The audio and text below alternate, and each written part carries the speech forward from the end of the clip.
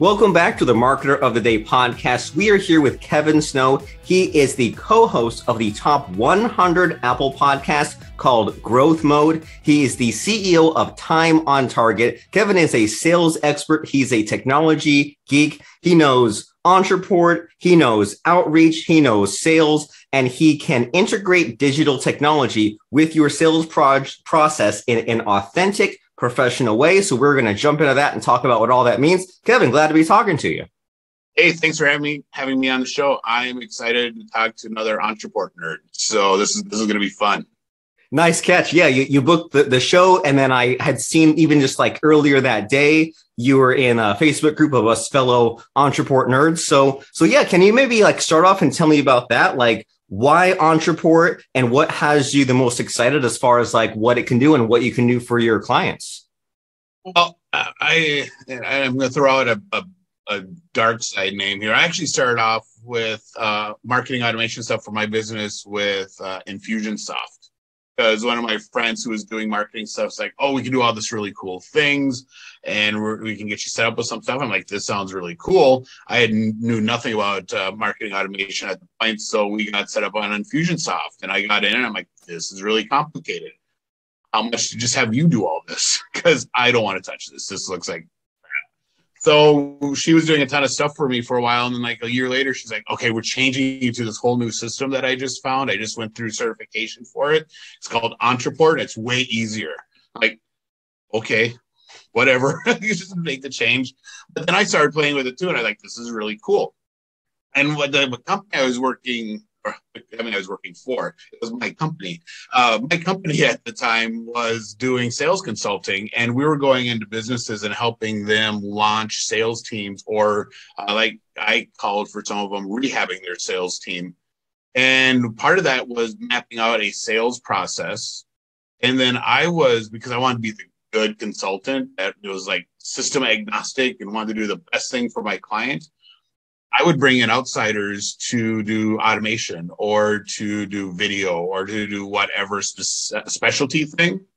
And one night when I'm laying in bed, I sat up in bed. I'm like, oh my God, I'm an idiot. And I just finally had this realization that I was throwing away all this revenue for my business when I wasn't doing the automation piece and I knew how to do Ontraport. So that was my big foray into using Ontraport as a system for all my clients. And now that's my business. We only focus on the sales process and how we integrate tech.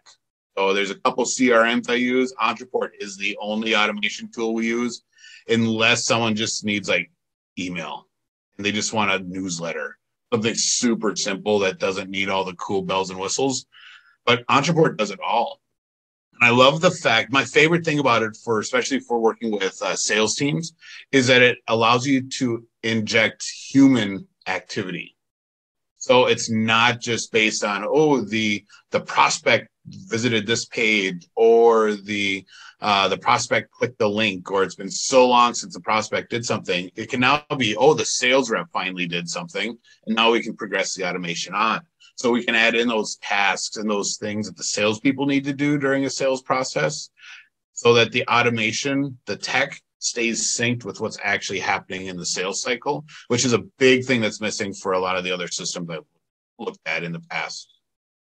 I agree. And I that's kind of what drew me to it also, because this is like supposed to be the era of big data, right? This is where Mark Zuckerberg knows 50,000 things about you. And if you, like you said there, if you can kind of like combine, you have this database of customers, but you know that they've maybe visited this page, but also that your sales reps have done things, you can pull up just all this information about them. And also what excited me as well about Ontraport there is, like you said, those human tasks where you can create this whole map, this whole flow chart, and then they wait at one point and you wait for a phone call, or you wait for one of your employees to like send something on social media or send something on email, and then continue on forward. And yeah, it's pretty cool that it's it's finally, the things are connected, but they're also easy for us. And so you mentioned there about that issue of, well, it's hard to get your head wrapped around your own business and the automation that you should be doing, but it's sometimes easy if you can see a client's business from the outside with fresh eyes and maybe they know what they want. And I've just been thinking the last couple of weeks about how sometimes like it just takes so much mental work just to get your brain wrapped around like the whole system that you want to create. And then sometimes with creating like these Entreport automations or like, funnels or email sequences or whatever, so many times you set up all these things. And then like a year and a half later, you look at it and you're like, we need to tear down and start from scratch. And that's just like, it's kind of discouraging in a way, but also encouraging. So, I mean, do you experience this as well of like, as soon as it's all perfect and it's completed, it's almost like time to start all over again? All the time. So my business partner for my other company, Success Champions Networking, we put in place a mantra for our business. Let's go break shit. And the whole idea behind that is, all right, we're going to come up with ideas that sound really awesome. We're just going to go, we're going to implement and hope it breaks so we can learn from it and then continue to make it better and better and better. And that's really what I teach my clients for automations. Everyone, when they want to start doing marketing or sales automation, they have this really big grandiose idea of what they want their automations to do. And, they're hundreds of steps and all kinds of moving parts. And I'm always like, whoa, back off, slow down, take a deep breath, and let's do this little part. And let's get you using it. And then we'll add on and do this little part to get you using it, because then you can make little things. And it doesn't take me as long to say, oh, that didn't work how we thought it was going to. Let's fix this. Or it allows us to then innovate based on what we see happening as people use the automation, say, it would be really cool if we did this piece. It becomes much easier then to build those really huge in-depth automations where data's flying everywhere. And you literally have to look at a map to figure out where you have to go fix something. When you do it that way. And we do this all the time. For Success Champions, we have probably 80 different automations that are running on how we're doing stuff with our members. And then the chapters, and now we started adding in the dynamic stuff. So there's all those moving pieces as well. But we'll always have this innovation that'll come from a member. It'd be really cool. Can we do this way? So then we'll have to go back and say, all right, yeah, we can, but now I have to rebuild the whole damn thing because it doesn't actually fit how I have it mapped out. But then I usually also find other stuff that I can fix and upgrade and tinker with and make it a whole new experience. So I think that's natural. And I think it's good for when you go back and look at stuff, say, oh, I need to redo this because I can do these things. Because to get better in business, we all need to be learning and being creative.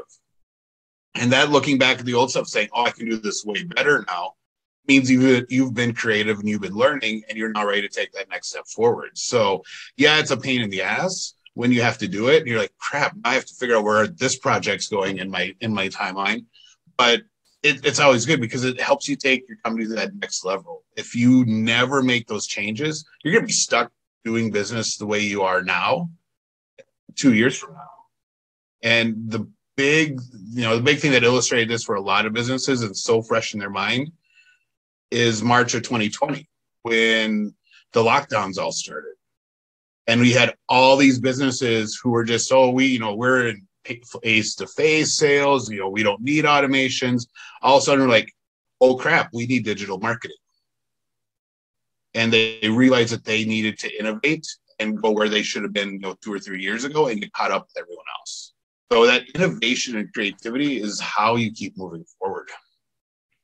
And in your answer there, there's like you've kind of released like 5 different fears in my head, and one of those is, well, it's okay. It's good to kick up the dirt, right? And it's sometimes you think, okay, like there's this thing I really know I need to be doing, like having this big crazy automation funnel, and there's that problem of sometimes just wasting 2 years just thinking about it, not taking action. And saying I need to have 50 places in peace before I make my website, make my book, make my funnel. And so what you're saying is, instead of worrying about setting up all 50 pieces and maybe like replicating your mistakes or making it way too hard on yourself, just start with maybe 4 or 5 steps in the automation, or just like a really bare bones basic version 1.0 proof of concept. And then you'll kind of gets, at least you'll have something, at least you'll get started. You'll be a little more familiar with the tool. You'll get excited when you see the results. And then once you kind of see it working, then you can take a break and then revisit it. And it's almost like the four seasons, right? There's like, summer, fall, winter, spring, and there's time to like plant your crops, time to harvest your crops, and then time to kind of like just take a break and wait around and look back and with fresh eyes and say, oh, that automation I made a year ago. Oh, I can't believe I made it so sloppily. I've learned so much since then. And you cringe. And that's the thing that you're supposed to do, right? You're supposed to cringe every time you look back at your work a year ago. Yeah, there's landing pages I created when I started building stuff in Entreport. When I look at them now, it's like, oh, what was I even thinking? That is basically text on colored background.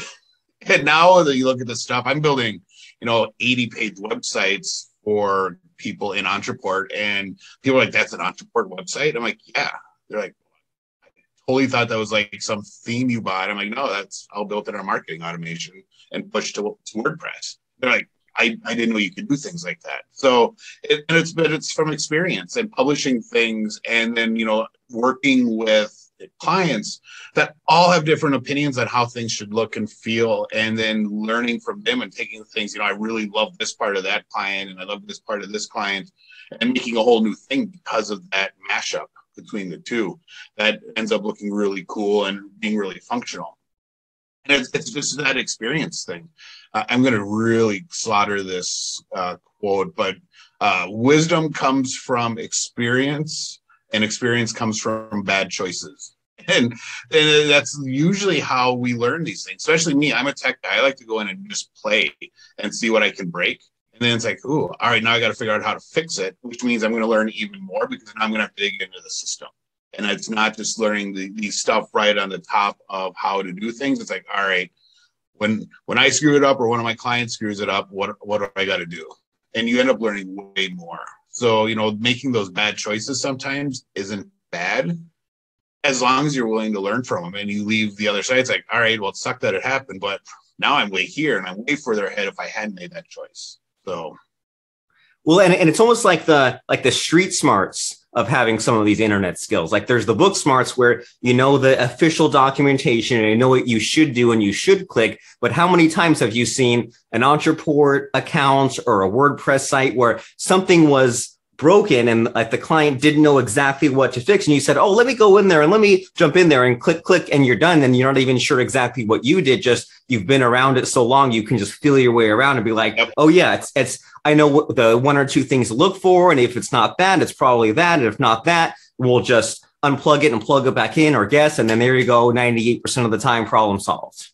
Yeah, exactly. And it's all because you've been in the system and you've probably made that mistake before, and it's somewhere in the recesses of your mind about what you did for that, and you're like able to access it. So, but that's the key thing. And it's not, for my clients, when I tell them that, hey, pick that easy thing to start with, it's not even so much about just having the little thing that they can test and we can innovate upon. A lot of times it's just easier for them to start using. So one of the big, like CRMs, one of the big issues with CRM implementation and rollout is that salespeople don't actually use it because it's such a huge change how they had been doing something. The rollouts can take long time for people to actually start implementing and utilizing at the rates that most companies want. But when you're able to do it in a phased manner where you're, all right, we're going to implement this portion and make it really simple for them to start utilizing it and doing it and seeing results, then it keeps them excited to do that next part. That's really the big thing for me when I'm working with clients and we have these grandiose visions of automations. It's like, all right, what's the one thing we can build that's going to give them some really easy wins and make them say, oh, this is really freaking cool. When can we build more stuff? And that's what we'll do first. We'll always start with the stuff that gives those big wins faster, because that's going to get them excited about what the technology can do. Then it makes implementation for other stuff down the road way easier. And it makes it simpler because I'm not trying to do so much at once that they don't understand how the stuff works.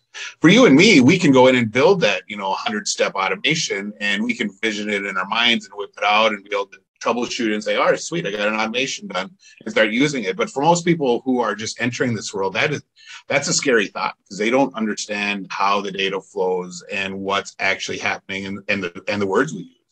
So those little steps make it really easy for them to use it and be excited about the tech and want to do more. And it seems like our whole conversation today is about like outsmarting the human factor, because it's one thing to say, here's the software, here's this technology, but then you have to use all sorts of psychological tricks on yourself to have the focus and the intention to learn this thing and build these things. And then there's a whole organization of people who they're used to doing everything in Infusionsoft or in Excel spreadsheets or in Notepad or all the messy things that you've seen. Change is painful, and it's hard to kind of drop what you're doing and kind of work the brain, and it's hard to convince people to do that. And you hear about this sometimes of saying, well, it's one thing to bring in a new tool to roll it out in some organization, but you almost have to have a plan, a strategy to say, well, let's train people, let's get them using it a little bit, give them the easy wins like they're talking about. So that way you can just kind of get the emotional factor involved. So that way it actually sticks. Yeah. And that's a technique that I learned when I was actually selling cell phones at the B2B corporate level. So I was with Nextel back when they launched in the late 90s, the walkie-talkie phones. And I learned really quickly that, that industry is becoming really commoditized at the time. So everyone was selling on price. Ooh, we'll give you a free phone. If you buy today, you'll get this amount off.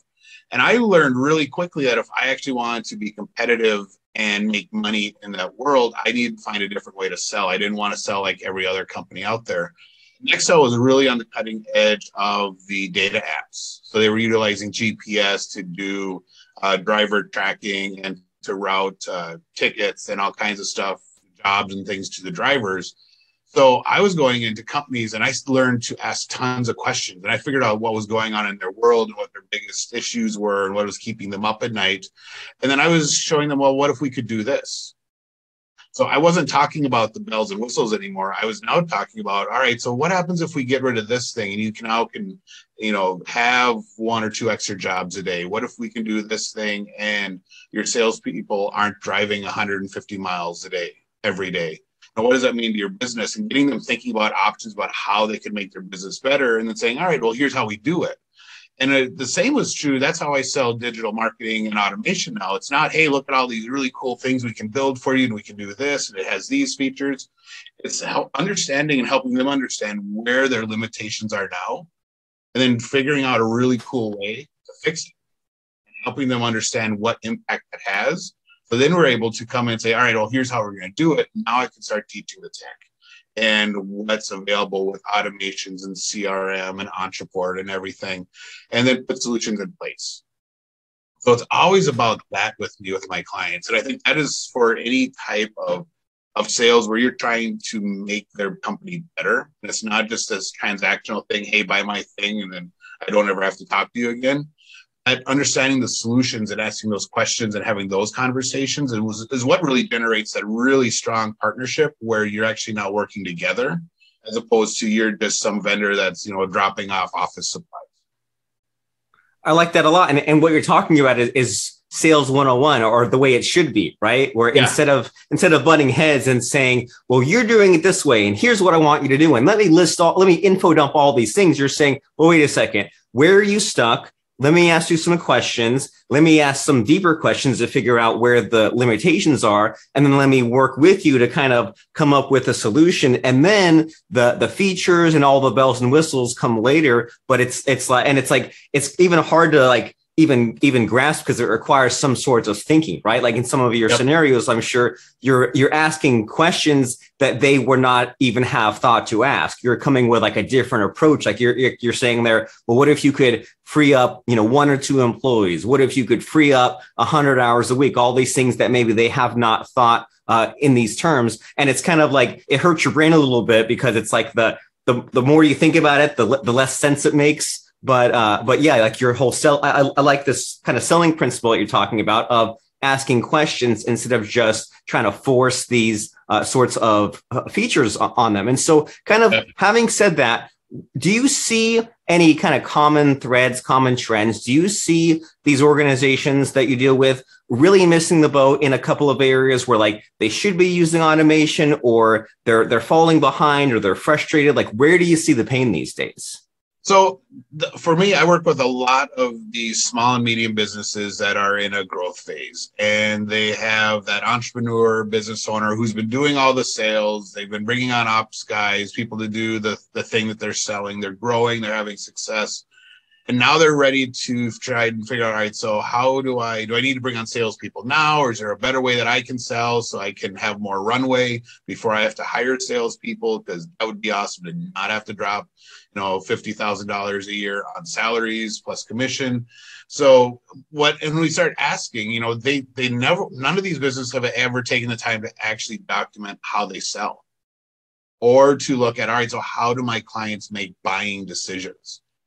Usually with entrepreneurs and business owners, they started their business because it was something they were really cool, they were really into, or they were really good at, and they just went out and they had the passion, which makes it really easy to sell when you're excited about what you have because it's theirs.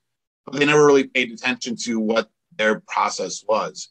So we usually have to go in, and if they have CRMs or stuff already, they usually just use like the default sales process that's in it. And they tried to map what they do around how it works because, they didn't want to do a bunch of customization because that's hard and complicated and they didn't have time. So that's really the first thing we do when we get with our clients is, all right, let's talk about how you sell. And we make them walk us through in detail about what their process looks like and how they sell.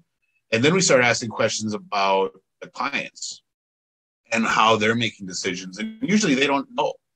And they aren't able to tell us what types of questions the clients are asking or what they wanted was going through their head at the time.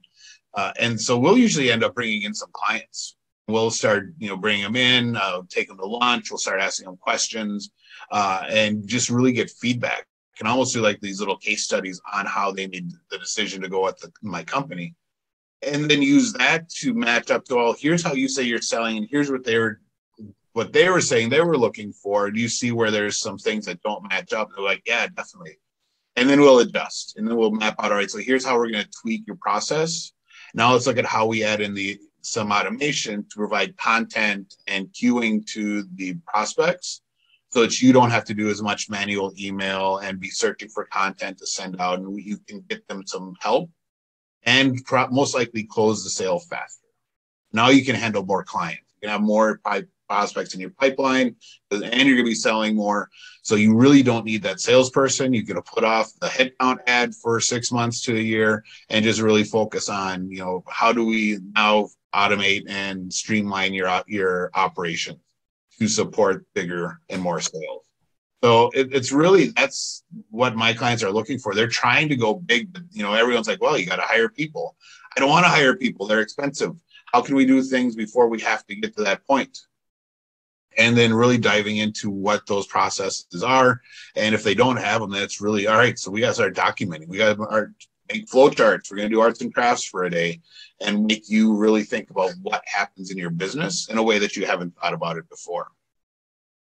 And man, this is huge what you're talking about. Just the simple idea, simple but hard to do, of documenting, of writing down what you're currently doing, what maybe mental shortcuts are you taking, man? You're just kind of caught up in the day-to-day putting out the fires. And what you're talking about here is huge, because if you're just trying to put little band-aids on the problem and saying, well, maybe if I add this feature, I have this software, maybe that'll magically solve my problem. Well, yep. No, it'll just multiply your problems. But if you say instead, okay, I think I know what I want to do, but let me take a step back and let me document and write down arts and crafts, as you said, make the flow charts and just get a concrete idea, picture of, okay, I'm doing this. Here's how it is now. And then saying, well, then here's where I want to be. And what do I need to add or remove in order to get there? And maybe I have a couple of different avenues I could take to get there. Then it's actual thinking, it's actual strategy instead of just flying by the seat of your pants. And so why do you think this is such a difficult thing to do? Why do you think more people haven't done it? Why do these organizations need you to jump in and figure all this out? A lot of it is just the pace that a CEO or an entrepreneur is running at.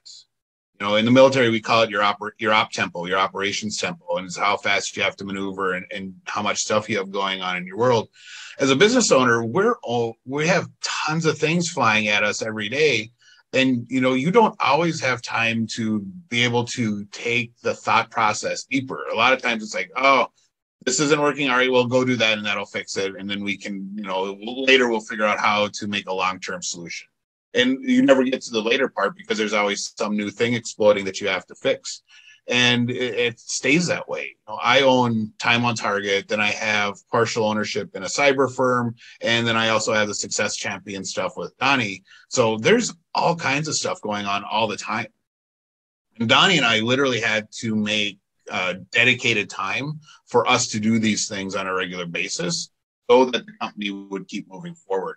We just did a huge mastermind retreat for a bunch of our clients, coaching clients, the last few days in Fort Worth. And one of the things we made them do is mind map their business. You know, none of them had ever looked at their business that way and figured out all the interconnectivities between stuff.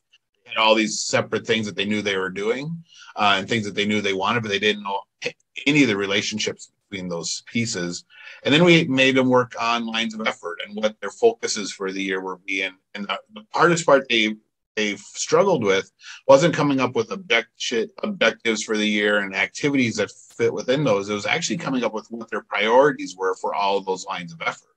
You know, I want, for one of them, it was, you know, marketing. Obviously, marketing shows up for a lot of them. One of them was, you know, I really wanted to do some branding strategy work within the marketing piece. Like, awesome. All right. So what's your priorities in developing your brand? And it was, you know, it was really like pulling teeth and helping them understand what those priorities were and how it was going to help them make decisions down the road. And that those priorities actually allowed them to say no to things. So if your priority is for your branding is that it has to speak to a specific demographic. And when you ask about some tasks, some design work down the line, well, does it help you accomplish this? And they say, well, no. Like, then why are you doing it? They're like, I can take that off my plate. I'm like, yeah, totally. But the thing is, no one has time to make those big thoughts unless you set the time aside and say, all right, this is when we're going to do it. Because they get very, especially if your business is growing and you're starting to see some success, you're very reactive. Like, oh, we got to do this. We got to keep this client happy. Oh, I got to onboard this one. Oh, I got to pay bills. Got to go see the accountant. And it's all running by the seat of your pants until at some point something breaks. You're like, oh God, now what do I do? So it takes that outside person to come in and say, hey, here's what's happening. Deep breath. It's okay. We're going to help you. And then helping them actually put those processes together that make their life easier and make things flow smoother and actually gives them time back that they can do other stuff to now grow the business or spend with their family or do whatnot that has been important and missing from their life.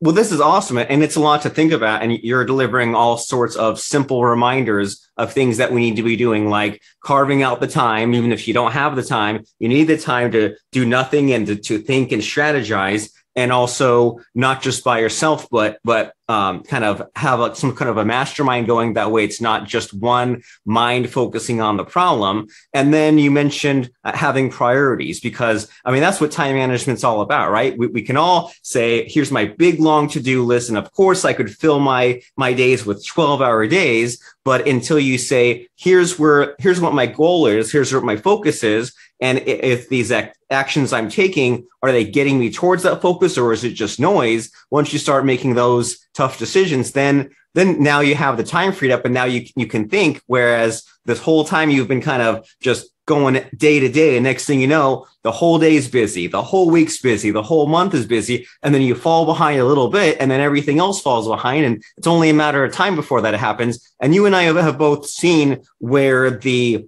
kind of like the meeting or planning regularly gets neglected because maybe things are running smoothly, or maybe things are just okay, and you neglect that important piece. And it doesn't happen instantly, but overall that lag time, months and months pass, and then it just slowly goes downhill. And we don't want that. But what we do want to do is to work smart instead of hard, to strategize, to do these meetings, to do these automations, to figure out what are we doing now that's working and not working, and take that inventory and take things to the next level, and whatever other corporate buzzwords we want to throw into that. So if someone is listening to our conversation today and they said, man, we covered all these cool topics, we got deep, we got philosophical, but we also got practical. What is the next step here? If someone wants to know about what actions they should take, if they want to find out about you and your agency and your podcast, go to a website, contact you. What should they be thinking and doing? What's the next step?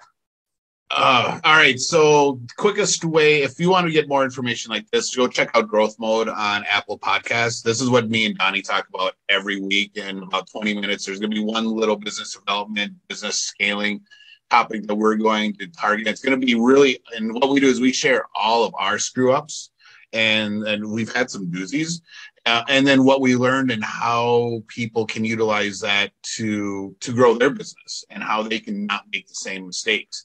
If you want to find out more about the automation stuff and what I do with my clients, all they really need to do is text the words "sell smarter" to 612-429-4298. And I'll actually send them a list of questions they can use to help map out their client's buying process and a guide to what content is most effective for each step in the sales process. And then they'll be in my world. And then they'll be able to actually reach out and say, yep, I want to meet. I want to talk. Can we do a virtual coffee on Zoom? And be more than happy to chat with any of them. Fantastic. Very logical. So we'll put that phone number in the show notes. And in the meantime, Growth Mode on Apple Podcasts. Time on Target is Kevin's company. And that way you can jump in and you can begin asking some of these questions. So as Kevin said, get into his world, because there's probably all kinds of questions that you don't even know you should be asking, but you start figuring out what your goals are, what your focus is. And then you can begin kind of getting your head wrapped around, okay, here's where I've been missing out so far. Here's what I could be doing with my automation, if that makes sense. Here's how I could use technology to get me to where I want to go, instead of just throwing more employees or throwing more of my own time at the problem. Actually get things in place so that way it'll be kind of an automated selling machine. And then we can focus on what actually matters. And so we'll repeat that one more time. Text "sell smarter" to 612-429. Whoops, it disappeared right as I was saying it. All right. "Sell smarter," 612-429-4298. We will put that in the podcast notes, and we will see you on the Growth Mode podcast and Time on Target. And as we wrap up our conversation here, Kevin, do you have any final parting words of advice or something that we didn't have time to fit in and you just want to squeeze in at the last second? Yeah. The one thing I tell all entrepreneurs, especially those that are getting started out, is your number one job as a CEO or a business owner is sales. You need to go sell, especially if you're just starting out, because that's what gives you proof of concept for your product. If you've been around a while, it's what keeps your company going. You know, you have to be the number one salesperson. That's how you learn processes. That's how you figure out what works and sets you up for success when you do add in salespeople down the road.